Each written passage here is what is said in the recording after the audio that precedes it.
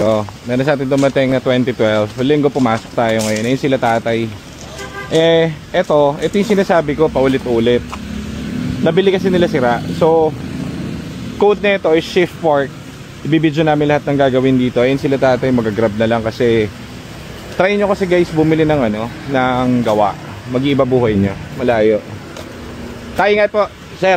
Ingat po. So, iniwan na nila kasi hindi na nila magamit yung sasakyan. So, ito binili nila sa labas. So, syempre, nung nabili nila sa labas to, imagine mo 2012 pa lang, 2012 tong piyestang to. For sure, pag binaba yung trani niyan, hindi pa napapalitan clutch niyan. So, hindi naman yan sira. Pud-pud na yung clutch niyan. So, sila nga abutan ng wear and tear nitong kotse. So, dito, pag bumili kayo, ito, katulad na itong mga kotse natin dito, ano na yan, ready-made na lahat yan, kumbaga, all goods in the hoods. Okay, so, ganun. Kasama niya, anak ba niya? Anak niya ata yun. So, meron sa ating nagpumunta rito parang nung... Parang yung kailan ba yun dumating? Sabado? Linggo? Ay, di linggo. Kahapon lang. Problema, meron siyang Ford Fiesta. Ford Fiesta guys na 2012 yata. Ngayon, ang problema, ang code niya is stuck engage. So, nag-i-stuck yung first gear niya. So, dito, in-explain sa kanya, ganyan-ganyan. Sir, si Jared. Teka, tatawagan ko, kakausapin ko. Lilinawin ko kasi nanginayang ako sa gastos ni sir. Teka. Regarding dun sa unit niya. May tatanong lang kami sir. Ito po. Hello sir. Good afternoon. Yun yung anak. Good afternoon po. Sir, tanong ko lang, ako yung kausap niyo dito sa GTA, yung pupunta kayo. Apa? Ano ba to sir? Napagawa niyo na dati? Opo. Ano po dati? Napagawa na sir, no? Opo. Ilang taon na? Months pa lang po yan. Yun nga sabi na. Kasi sir, alam niyo naman dito, sabi ko sa inyo, i-vlog ko lahat yan to, yung gagawin sa kotse, di ba? Ibababa, transparent kasi tayo dito. Ang problema, nung binaba namin sir, bago pa kasi yung clutch, pati yung shift fork. Kaya nakita namin, sabi ko, nagtataka ko, ang kwento nyo sa akin, parang last year nyo pa gamit, di ba? Apa. Mga October po. Mga October. Tapos, kumbaga, kailan siya ni-repair, sir? Mga around earlier this year po, mga siguro March or April. Kailan lang, sir, no? Doble gastos pala kayo dito, sir, ano? Opo, kasi pabalik-balik po yung niya Hindi. Thank you po. Jed, send mo na kay sir yung mga video mo. Tapos, additional tayo ng motor dyan, ano? So, yan guys. Wala lang. Meron kasi dumating dito. 2011? 2012? 2012 na kotse. Ngayon, sila tatay, mag-ama. Ngayon, dumating dito, yun nga, stock engage. Hindi sa amin sinabi na na repair na, Ang sabi nila, parang gamit na nila 1 taon. Nagtataka kami, syempre dito, alam niyo, transparent tayo.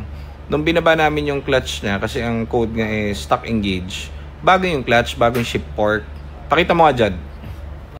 So, yan yung dry clutch niya, bago pa, di ba? Walang kalawang, Kaso puro tama, bago din. Maganda pa yung shift fork, kaso may play agad. Tira agad. Diba? So, ngayon, ang isa pang maling ginawa dyan, ito pa yung isang mali na ginawa, ginrinder yung actuator. Pakita mo yung isa. Para lumabas para pumasok. Pumasok. Actually, yung isa, ginrinder din. Kaso, manipis lang. Para pero pumasok ito, yan dun sa loob So, nangyayari, kaya nag-i-stock engage. Hindi naman po pinuputol yan. So, extra knowledge lang, hindi naman para manira nung gumawa. Mali ko naman sa gumawa niyan. So, dito kasi, pag nagpapa-repair kayo, transparent po kami. Transparent po kami na lahat po ng gagawin sa kotse nyo, documented as much as possible. So, kita nyo bago, di ba? So, papalitan na naman niya kasi bago. So, ang isip na nung may-ari, yung nagpapa-repair, sirain. Pero, to think of it, di siya siya, mali lang yung nakabit na pyesa. Kasi, pwedeng maraming nagkakabit yan o maraming magaling mag-install, marunong mag-install. Ang pinagkaiba natin guys, ang ginagamit kasi namin is original LUK brand, original brand ng clutch at shift fork. Chances yan magka-problema is 0.010 siguro, mababa. as factory defect lang ganun. So sa dami ko nang in-order na ganun dahil direct supplier tayo nun, hindi tayo pumapali o nagkaka-back job sa ganun. So yun pala ang kwento niya. So kita nyo, sayang magdadalawang bayad tuloy si Labanong. Siguro kaya hindi niya na binalik doon kasi daw sabi hindi raw mapatino.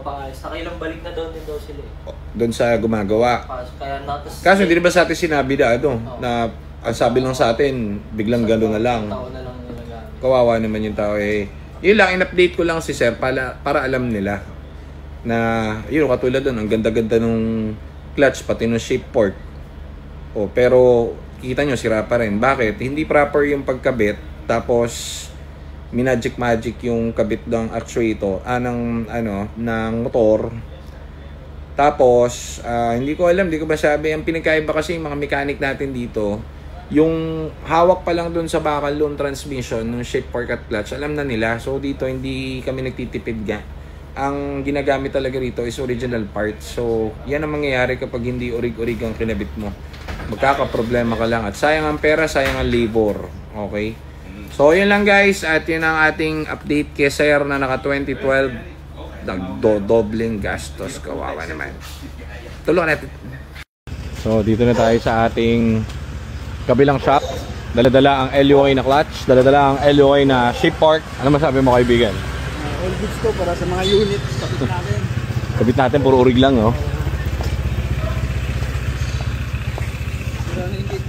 Ganda naman ito, sold na to. Sold na rin to? Galing lang sa paint shop. Ang ganda galing paint shop to? Ang ganda. Ganda.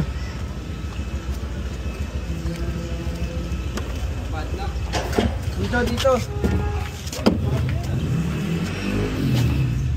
So dito na tayo.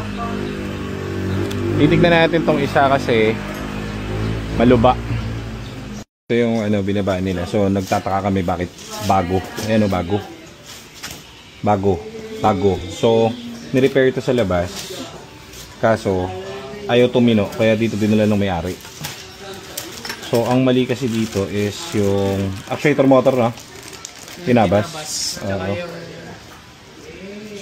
So ngayon ang problema hindi pa rin namin magagamit to kasi may tama na, nagkatama-tama na kasi nga syempre hindi nag-i-engage.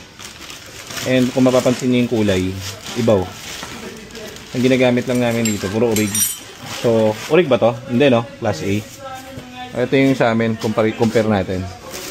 Ito ay UK na original Ayan tingnan yung kulay. Ibang-ibaw. Pati yung texture. Ayan diba? Kulay ng bakal. So yun yung difference niya. So yun yung problema nung kay Fiesta na 2012. Eto. So imagine, di ba? Kakapagawa lang nila, gumastos sila ng malaking halaga tapos ayaw tumino ng kotse. Yung binayaran nila ng malaking halaga na yun, hindi naman umigi. Problemado pa rin. So wasak-wasak yung loob ng transmission, madodoble sila. Papagawa rin pa rin nila rito kasi gusto nila gamitin yung kotse. So yun yung kwento niyang Fiesta. So yun lang, pumunta lang kami rito para i-deliver dito yung yung bagong shift fork na original. So yan, pag yun ang kinabit mo, hindi ka dun magkakaproblema, unlike dun sa Class A. Yun ang difference nun. So if ever may papagawa kayo ng ganito, make sure dito kasi lahat ng mechanic natin maselan. So haplos pa lang nung clutch, alam na nila na original. Yun ang difference, and direct supplier tayo ng mga parts nito. Okay, so yan sir, ambangan nyo itong Fiesta nyo.